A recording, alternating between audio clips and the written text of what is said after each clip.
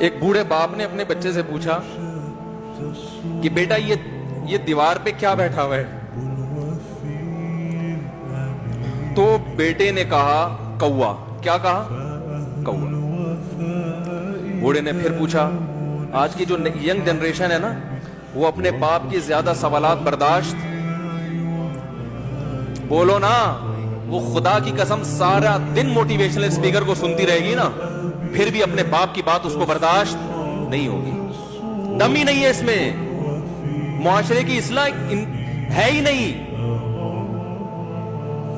تو اس بوڑھے نے کہا کہ بیٹا یہ کیا ہے؟ یہ کیا ہے؟ تو بیٹے نے کیا جواب دیا؟ کوا۔ دوبارہ اس نے پوچھا بیٹا یہ کیا ہے؟ بیٹے نے کیا کہا؟ کوا۔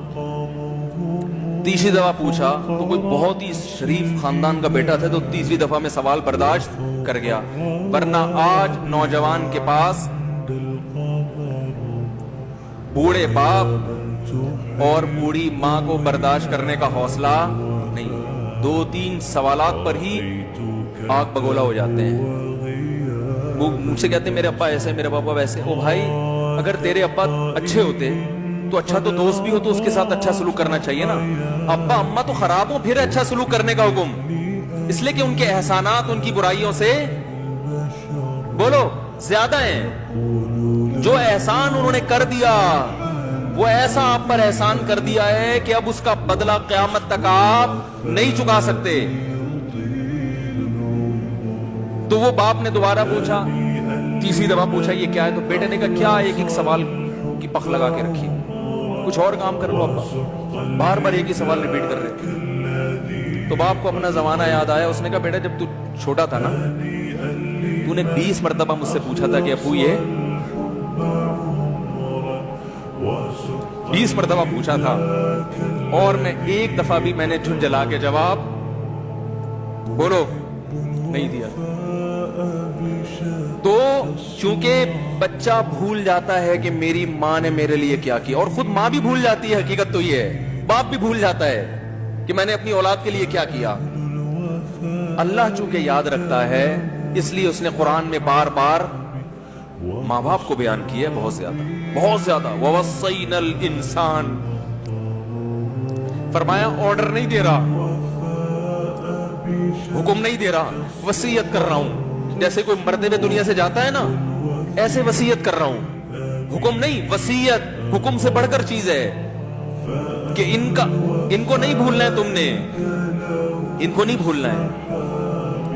تو میرے لیے سب سے مشکل جو ٹاپک ہے نا،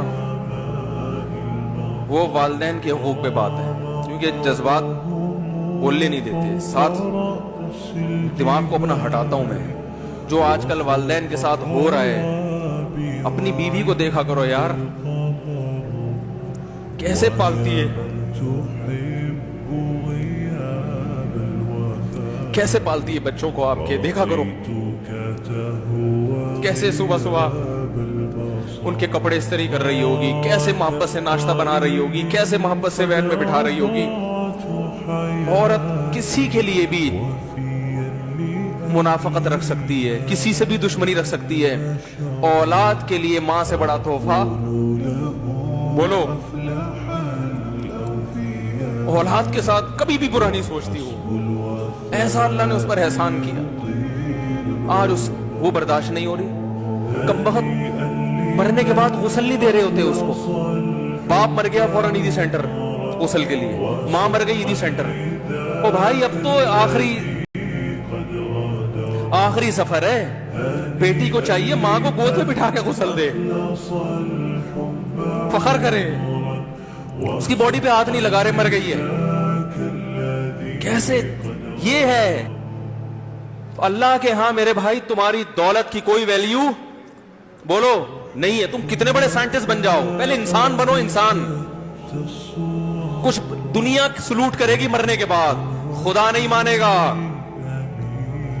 بہت سے لوگوں کی قبروں پہ 21 توپوں کی سلامی ہوتی ہے، بڑے بڑے پروٹوکول دیے جاتے ہیں، آخرت میں پتا چلے گا کہ کتنی توپوں کی سلامی کا مستحق تھا، کتنی توپوں کی سلامی کا حقدار تھا، آخرت میں پتا چلے گا۔